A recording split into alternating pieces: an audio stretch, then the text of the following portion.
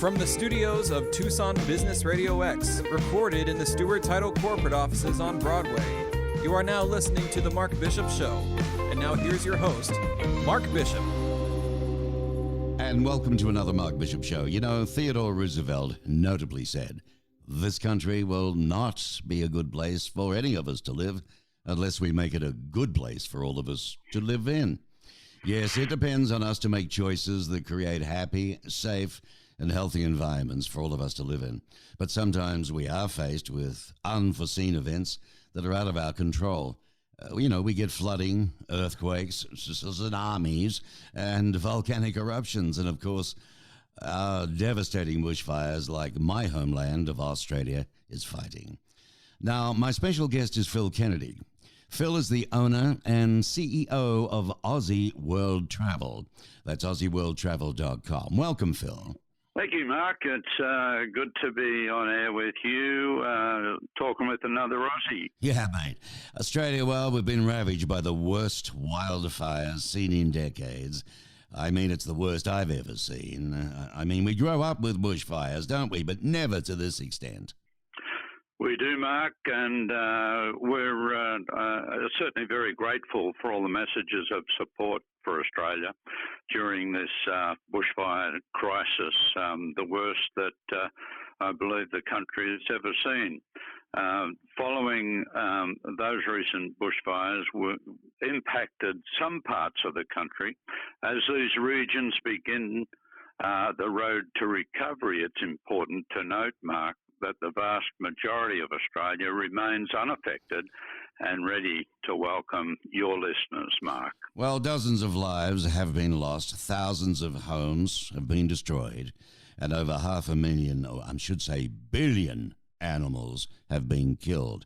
We're seeing that here specifically on television and so on in the news, and it's been getting coverage. And of course, you see the raging bushfires, but you see a lot of very heartstrings, pictures of the roos and the koala bears and other animals burnt, and even coming out of the fires, coming to humans on the road to get water or to get help.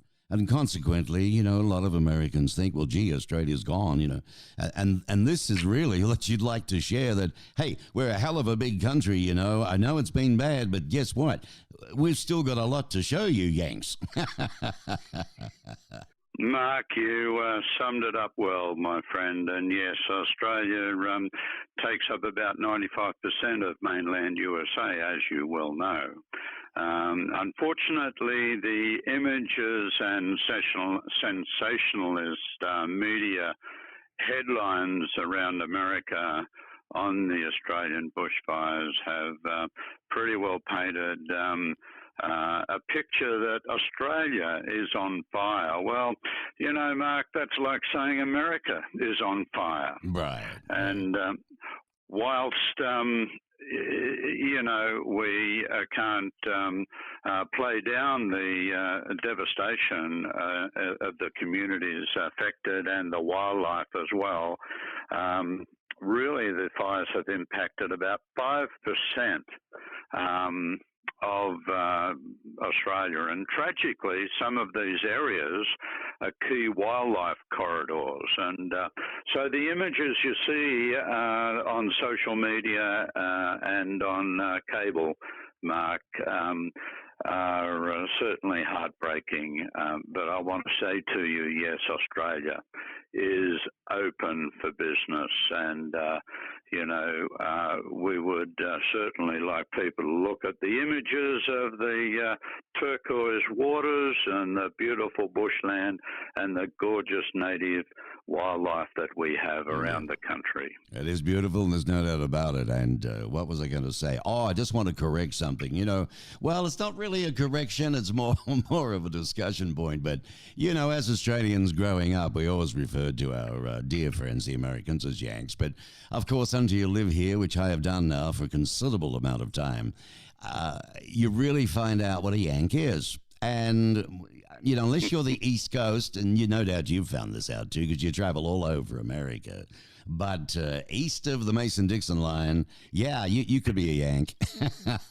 The rest of it are just good Americans and very good friends of Australia. I mean, we've spilled a lot of blood on many sands together, haven't we, as allies? Oh, indeed we have, Mark.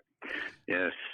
And, you've just reminded me of some tatting that my mother made during the Second World War when Australia was under attack from the north. And she had on this tatting that she kept in a glory box. The Australians and Yanks are here. And she actually pulled that out of her glory box when Golden, who is a Missouri girl, and I got married, and she gave it to us, and we had that proudly sitting on our lounge, of course, and right, yeah, and right. you're right. Speaking of Goldie, your darling out of Missouri, your bride, how's she doing these days? She's doing exceptionally well. Thank you for asking, Mark. That's good. And, Give her my love, won't you? I will indeed. Okay. Now, I do want to, at this particular point, I'd like to give my thanks publicly to the efforts of the American fighters that went over to help, just like we did here in the States. And my sincere condolences to the 3 airmen who lost their lives trying to put out the fires. That was a pretty sad state of affairs, mate. Oh, Mark, the loss of life is always tragic in those circumstances. And I just want to say that, I think there are, as well as the 3 U.S. Folks that have lost their lives, there were also several volunteer firefighters also in Australia that lost their lives tragically, protecting homes and, wildlife and so forth. Yeah, well, we Aussies, we're a resilient lot in times of desperation, disaster, and destruction, but we are very grateful to not only Americans but others from all over the globe that have donated for the support and relief of both human victims as with our animal kingdom too. Now, listeners, Phil Kennedy, he's the CEO and owner of a very successful United States-based Down Under Bound Travel. It's an organization where he takes you on extraordinary vacations throughout Australia, my beautiful country, New Zealand, the South Pacific Islands, which I've lived in and loved as well, Africa, I've never been to as yet, Asia, a fair bit of that I've been over.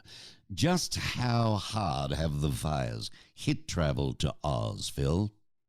Oh, look, Mark, to be totally honest, of course, it has impacted our American friends travelling down to Australia particularly. Because unfortunately the images that have been shot across the cable TVs and so forth, well, just generic media. People get a little scared. Yeah, I don't blame them a little. I mean, I'd be scared. I mean, there's a lot of stuff going on at the moment. The coronavirus, cruise ships held in port, all sorts of things going on. But Americans love going to Australia. We get enormous visitors, not just Americans, all over the world, right? Well, do you know the latest stats at all, before any holdups? Oh, I do not, but year after year, Mark, inbound tourism has been breaking records. And, Australia, certainly for many years has been the flavour of the month. And it is... the local Aussies, a little bit like you and me, Mark, that, people love to rub shoulders with and have a beer and, in the local pubs and, and explore the wildlife and take in the gorgeous scenery, whether it be, cities or, out in the bush and the Great Barrier Reef, Mark. It's a beautiful country. Well, there's a lot to see. There's a lot to see, Phil, and I'm going to touch on this because I learned flying back and forward a couple of times over the years, on and off for 16 years. I've lived here permanently now, of course. My wife is American, and at the end of the day, but I live in the desert. I live in Tucson, Arizona. That's a beautiful little city, I can tell you. 2.5 hours south of Phoenix, so that's the closest there. But I do miss my oceans. I do miss my walks along the beach, if anything else. So, if California just drop off, it'll be fine. You know what I mean? That's right, mate. And, likewise, as you know, we're just up the beaten track there on Interstate 10. We live in the beautiful city of Surprise here in Arizona, and whilst we love it, yes, I too miss my homeland, and brought up on the beach basically as a lifesaver, and played many of our state sports, and I will be actually flying back on the 15th of this month for a few weeks just to check up on tourism colleagues and family and friends, Mark. So that'll be good. I'll take your best wishes. Well, I was going to say, you lucky thing, you get a chance to go back and visit all the time, taking people. I actually sat down last year, talked to some boys in the golf club, and, everybody wants to go. I could say honestly that 9 out of 10 Americans I've met want to go to Australia, but they all think it's too far. So I give them this story, Phil, and I don't know if you'd back me on it, but this is what I say. Look, you do a full day of work or packing or whatever you want to do. Then you get to LAX at about 8 o'clock, 9 o'clock, read a book. You go on the plane at 11 p.m. It's the night flight, right? Particularly with Qantas. And then you enjoy the takeoff and you sit back. Next minute, they're serving you a beautiful meal. And then you can have half a dozen bottles of gorgeous Australian red or white. Then you can watch half a dozen movies that haven't even been released yet into the darn theaters. You know what? I think I've got about 3 movies down and 3 bottles of red, and next minute they're tapping me on the shoulder. We're flying over Sydney Harbour. Over the bridge. Yeah. Well, yeah, that's right. Or Melbourne, being a Mexican. Yeah, they're tapping you on the shoulder, Mark, to have breakfast before you land, mate. That's it. It's all included. It's all included. So what I'm getting at is, listeners, is that it's not a long way when you do that. I mean, it's just like having another go to bed. Yes, you're a little tired, but you know what? When you do wake up and you do get into Sydney or Melbourne on your first day, you don't have that jet lag. And you don't have it because you didn't take the morning flight. You took the evening flight and so on. But that's what I found, Phil. I don't know about you, but that's what I found anyway. So you're taking people back. Just before we go, I want to touch on some areas because people only think, here's the other thing. There's more to Australia than Sydney, Melbourne, Brisbane, and the Barrier Reef. There's the Outback and beautiful dances with our Aborigine friends. And out on the Bungles, and there's Darwin. I mean, you cover everywhere, don't you, virtually? Oh, yes, indeed I do. Yeah.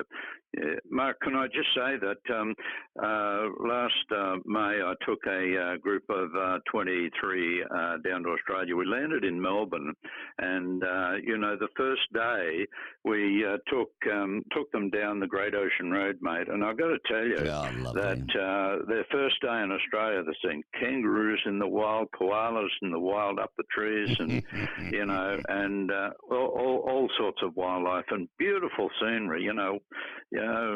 Lorikeets, chirping in the trees and landing on your shoulders and that's and one on thing. Your head, and it's amazing. The amount of bird life in Australia is absolutely amazing. My wife couldn't get over. I took her to different sanctuaries, bird sanctuaries, and the colors and the different squeaking and the talking and God knows what. Absolutely amazing. We're very fortunate as a country like that to be able to have those beautiful colored birds. So to be able to see all of that in the wild, I mean, I remember when I first took my wife and son back to Australia, they were on a bus, and when they got off the bus, there was this beautiful Roo waiting to greet them. You should have seen his face. The eyes lit up. Oh, my God, I tell you what. So it is a wonderful experience. Yeah. And the outback. It is. And also mixing with the Aussies, going into the pubs and, like you, listening to you, what we call swine. Australian swine is real down-to-earth, fair income digger. Yeah, so I said, it's fair income, mate, to someone the other day, and they looked at me and said, fair income? What on earth does that mean? No, I had to explain, Mark, that it meant Richie Didge. Yeah, that's what I had the same experience yesterday. I got to tell you. I said, that's fit, no, mate, I'm fair income. And he said, what do you mean? I said, I'm Richie Didge. I still don't get it. Yeah. I said, I'm honest. I'm telling you the truth. It's going to happen. I'm for real. That's yeah. Well, I tell you what. Somebody said to me some time back, Mark, do people really say g'day, mate? In Australia. And I said, yeah, of course they do, because we don't always remember their name. Well, that's it. It's g'day, mate, That's exactly it. Well, it's a good way to do it, too. Yeah. G'day, mate. How you doing? Absolutely. Another favourite place of mine, Sydney per se. I mean, look, Sydney's the harbour. It's a beautiful harbour, one of the best harbours in the world. Beautiful ferries and boats, and I was actually there. I was working in television at the time, and we covered the tall ships that came in. Do you remember that? I do. We call Sydney the iconic city. Yeah. Okay, there it is. But with it's the beautiful. Opera House and the bridge and the harbour. You're right. It is the most beautiful harbour it's in stunning, the world, mate. and I didn't do the bridge. I haven't got the guts to do that, but my wife and son did. I tell you, man, it was one of the windiest days ever in Sydney. Yeah. And they're standing up there on the top of that bridge looking at the harbour exit, entrance and exit, and the Opera House and Garden Island, the Naval Dockyard. I tell you what, it's a beautiful view. They showed me the photographs later, but anyway. All right. Now, look, Phil, I want to talk about your choreographing extraordinary memories. You can, listeners, you can write to Phil if you want his email. Just when you get a pen, nothing's worse. You're driving or you're doing something and you really want to get it down. So I'm going to give you a couple of things, but first of all, the name, because it's easier to remember as far as a website's concerned, all right? AussieWorldTravel.com. And, of course, there's the www before that. What's that? www. Right. www.AussieWorldTravel.com. Phil's email, personally, if you'd like to write to him, is Phil, Phil, at AussieWorldTravel.com. How simple is that? And you want a number too? Oh, all right. I hear some people saying, give me the darn phone number, will you? I haven't got time to write. Here it is, 623-249-7680. All right? Phil Kennedy. Lovely fella, knows Australia like the back of his hand. And I tell you what, he'll make sure you don't get bitten by a bloody redback spider on you know what.